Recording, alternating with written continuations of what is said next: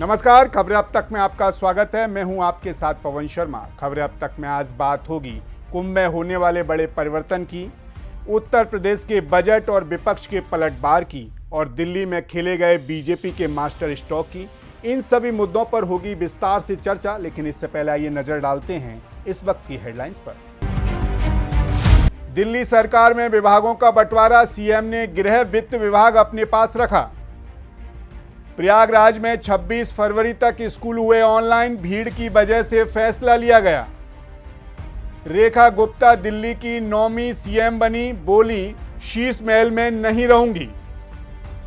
दिल्ली छोड़ेंगे केजरीवाल, अतिशी को जिम्मेदारी मिलेगी। पंजाब गुजरात में पार्टी मजबूत करेंगे केजरीवाल।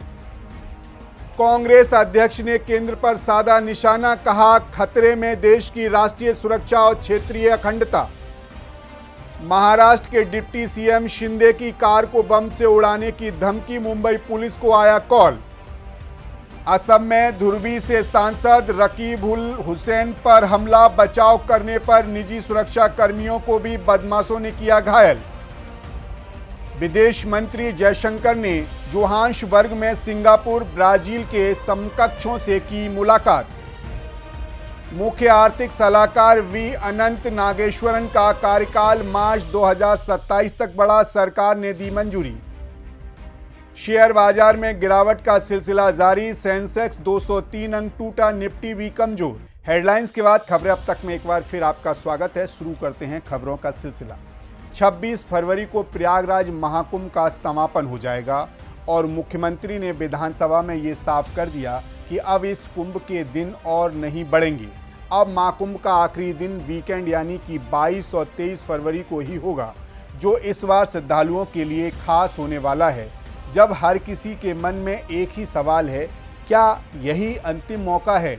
ऐसे में एक बात तो तय है कि आखिरी वीकेंड में महाकुंभ की रौनक चरम पर होगी और भीड़ भी होगी, क्योंकि बहुत से लोग इसे अपना आखिरी अवसर मान रहे हैं और उसे छोड़ने का जोखिम उठाना नहीं चाहते। ऐसे में प्रशासन ने पूरी तैयारी कर रखी है, लेकिन महाकुंभ के इस हफ्ते के खास दिनों में कुछ अहम बातें हैं जिन्हें खास ध्यान में रखने की आवश्यकता है, ताकि आप किसी तरह की परेशानी से बच सकें। तो अगर आप भी इस वक्त महाकुंभ जाने का प्लान कर रहे हैं तो हमारी ये बात गांठ बांध लीजिए। प्रशासन ने साफ कर दिया है कि इस वीकेंड में कोई भी वाहन पास मान्य नहीं होगा। अगर आपने अपने वाहन के लिए पास ले रखा है और सोचा है कि आप आराम से गाड़ी लेकर संगम तक पहुंच जाएंगे, तो तैयार रखिए, ये पास पूरी तरह से निरस्त हो चुका है। अपनी गाड़ी को बाहर बने पार्किंग स्थल पर ही छोड़ना होगा। इस बार किसी भी वीआईपी या वीवीआईपी के लिए संगम पर स्कॉट और सायरन के साथ प्रवेश नहीं होगा।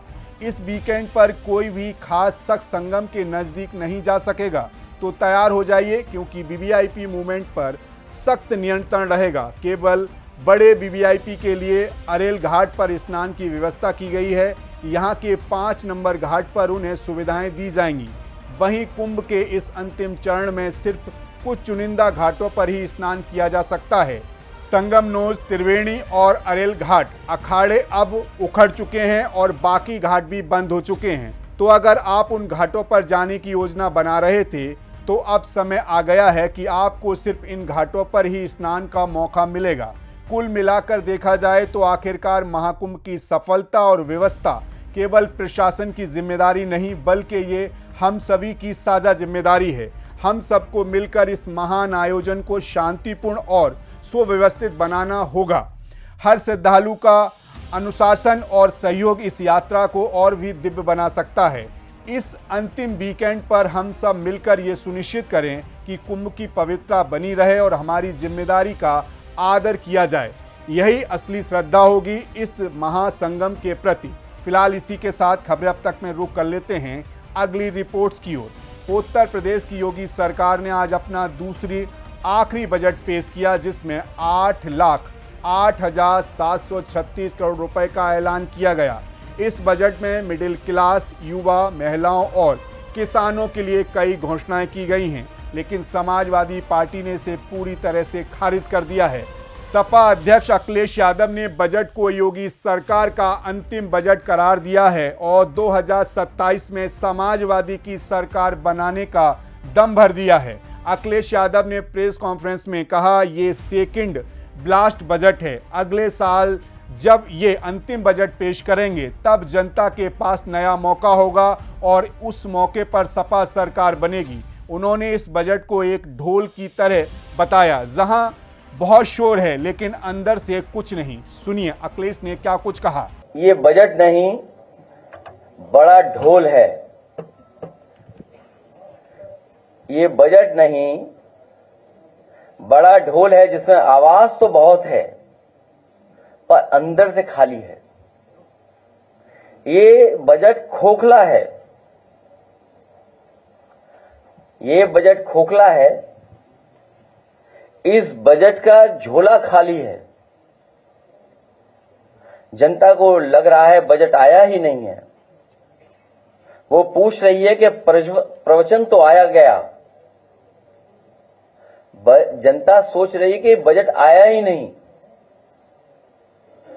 वो पूछ रही है प्रवचन तो आ गया, बजट कब आएगा।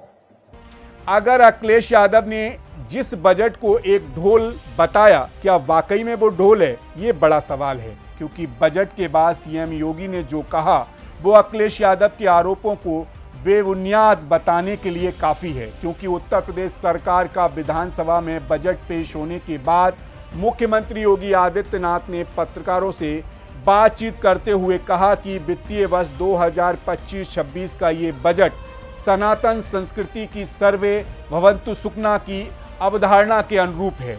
बजट गरीब, अन्नदाता किसान, युवा और महिला उत्थान को समर्पित है। प्रधानमंत्री नरेंद्र मोदी के विजन को साकार करते हुए वंचित को वरीयता इस बजट का केंद्रीय भाव है। सुनिए बजट पर सीएम योगी ने क्या कहा। 2025-26 का जो बजट है, यह भारत की सनातन संस्कृति को समर्पित सर्वे भवन्तु सुखिनः की अवधारणा पर गरीब, अन्नदाता किसान, युवा, महिला के उत्थान को समर्पित है। जिसमें प्रधानमंत्री मोदी जी का विजन, जिसमें वंचित को वरीयता, यानी वंचित को वरीयता उसका एक थीम है, उसका केंद्रीय भाव है, इसको समर्पित है।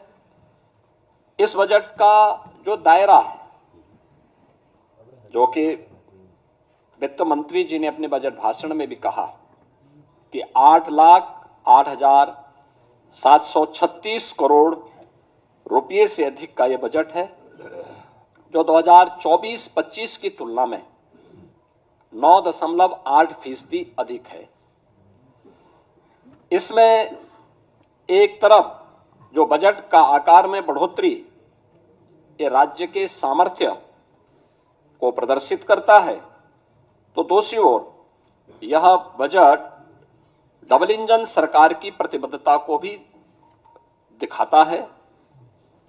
इस बजट में हमने 2,25,561 करोड़ 49 लाख रुपए कैपिटल एक्सपेंडिचर के लिए इसमें प्रस्तावित किया है, जिसके माध्यम से इंफ्रास्ट्रक्चर पर धनराशि जो व्यय होगी, इससे अधिक रोजगार की सृजन इसके माध्यम से होंगे और यह अर्थव्यवस्था को सुदृढ़ करता है।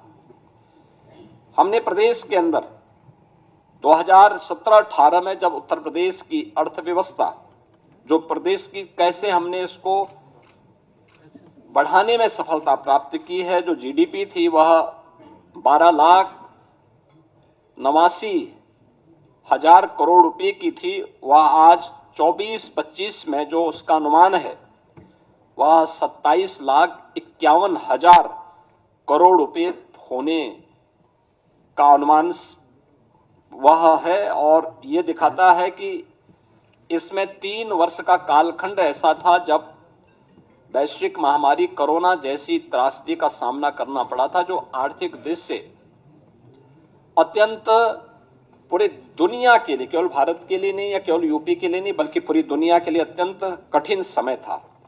और आज उसी का परिणाम है कि 2016-17 में जिस उत्तर प्रदेश की अर्थव्यवस्था देश के अंदर छठी सातवीं अर्थव्यवस्था मानी जाती थी। आज उत्तर प्रदेश ने जो लंबी छलांग लगाई है, परिणाम है कि उत्तर प्रदेश आज देश का दूसरी बड़ी अर्थव्यवस्था के रूप में उभरा है।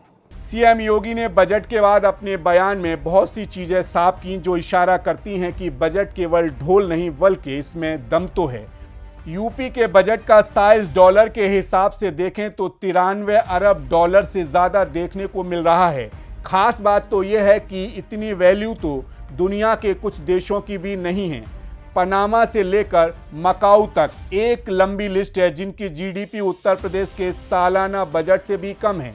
बजट के बड़े ऐलान क्या हैं, ये जानकर आप खुद इस बात का अंदाजा लगा सकते हैं।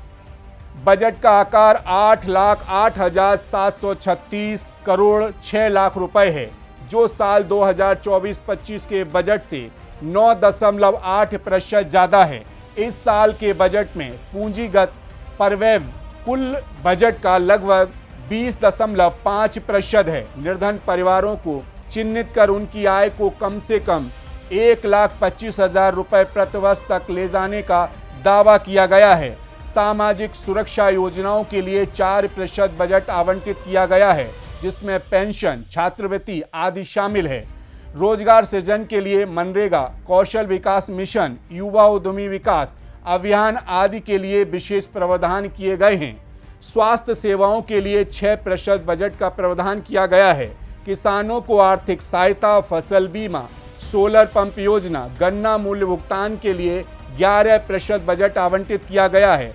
शिक्षा के क्षेत्र में 13% बजट आवंटित किया गया है, जिसमें स्कूलों में ICTV लैब, स्मार्ट क्लासेस, पॉलिटेक्निकों में डिजिटल लाइब्रेरी आदि बनाने की योजना है।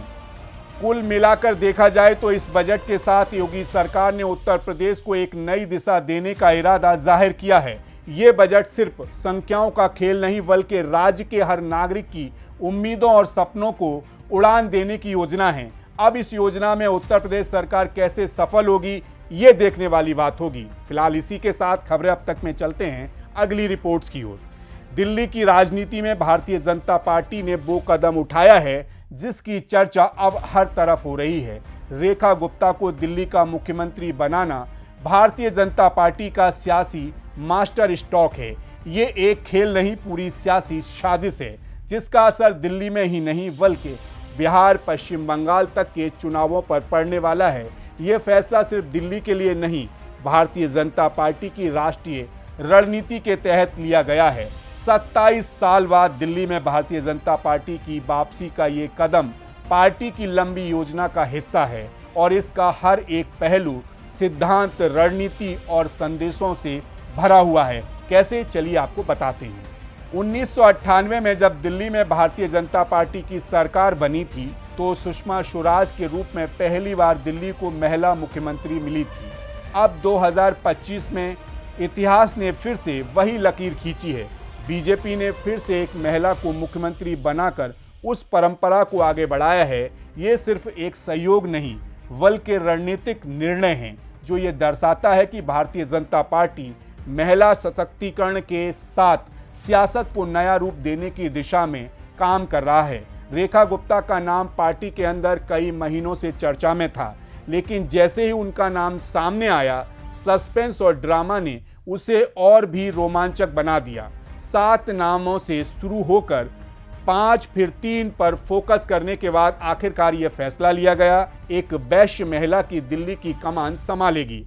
अब सीएम रेखा गुप्ता भारतीय जनता पार्टी को कैसे फायदा पहुंचाएंगी, ये आइए आपको समझा देते हैं। रेखा गुप्ता के सीएम बनने से भारतीय जनता पार्टी को महिला वोटरों में मजबूती मिल सकती है, खासकर दिल्ली में जहां महिलाओं का मतदान प्रतिशत पुरुषों से ज्यादा है। रेखा गुप्ता का वैश्य समुदाय से संबंध दिल्ली में भारतीय जनता पार्टी के लिए फायदेमंद साबित हो सकता है, क्योंकि इस समुदाय का एक बड़ा हिस्सा पहले से ही भारतीय जनता पार्टी के साथ जुड़ा हुआ है। बीजेपी पर हमेशा से यह आरोप रहा कि पार्टी महिलाओं को सीएम के रूप में नहीं मौका देती है, लेकिन रेखा गुप्ता को सीएम बनाकर पार्टी ने इन आरोपों से खुद को मुक्त कर लिया है। वहीं रेखा गुप्ता का दिल्ली की सड़कों पर उतरकर संघर्ष करना पार्टी के लिए एक बड़ी ताकत साबित होगा। देखा जाए तो भारतीय जनता पार्टी ने रेखा गुप्ता को दिल्ली की मुख्यमंत्री बनाकर बीजेपी ने महिला सशक्तिकरण, बैसु समुदाय और सियासी रणनीति का बेहतरीन मिश्रण पेश किया है। ये फैसला केवल दिल्ली के लिए नहीं बल्कि देश भर में बीजेपी की नई दिशा और राजनीति को स्थापित करेगा। केजरीवाल और आम आदमी पार्टी को अब अपनी रणनीति को फिर ढंग से जोड़ना होगा, क्योंकि बीजेपी ने उन्हें उसी की रणनीति में घेर लिया है। सियासी महारथियों का ये कदम बीजेपी को दिल्ली में मजबूत करेगा और 2025 के चुनावों में ये एक बड़ा टर्निंग पॉइंट साबित हो सकता है। फिलहाल ये तो थी खबरें अब तक की आज की खास खबरों की खास रिपोर्ट। इसके अलावा एक बात आपसे और करनी जरूरी है। झारखंड के रामगढ़ से एक ऐसी घिनौनी सच्चाई सामने आई है जो न केवल आपको झकझोर कर रख देगी बल्कि हमारी इंसानियत की भी धज्जियां उड़ाती नजर आएगी। एक बेटा और बहू प्रयागराज के महाकुंभ में डुबकी लगाने आए थे, लेकिन क्या आपको लगता है कि किसी मां को घर में अकेला बंद करके जाना और उसे भयंकर पीड़ा में छोड़ देना मानवता के नाम पर कोई पूर्ण है? दरअसल बेटे ने अपनी बूढ़ी मां को घर में बंद कर दिया था, जबकि वह खुद महाकुंभ के पवित्र स्नान के बहाने अपनी आत्मा को शुद्ध करने की सोच रख रहा था। क्या वाकई उसकी आत्मा पवित्र हुई? जबकि उसकी मां, जो कि वृद्ध और असहाय थी, घर के बंद कमरे में कैद होकर दर्द और भूख से तड़पती रही। भूख और दर्द की चीख को सुनकर पड़ोसियों ने पुलिस को सूचना दी और जब पुलिस मौके पर पहुंची तो ताला तोड़कर महिला को बाहर निकाला गया। इससे भी शर्मनाक ये तथ्य कि बेटा अपनी मां के लिए एक सीमित राशन की व्यवस्था करके गया था, जो उसकी वापसी से पहले ही खत्म हो चुका था। समझने वाली बात यह है कि विश्वास और अंधविश्वास में जरा सा फर्क होता है, जिसे समझना जरूरी है।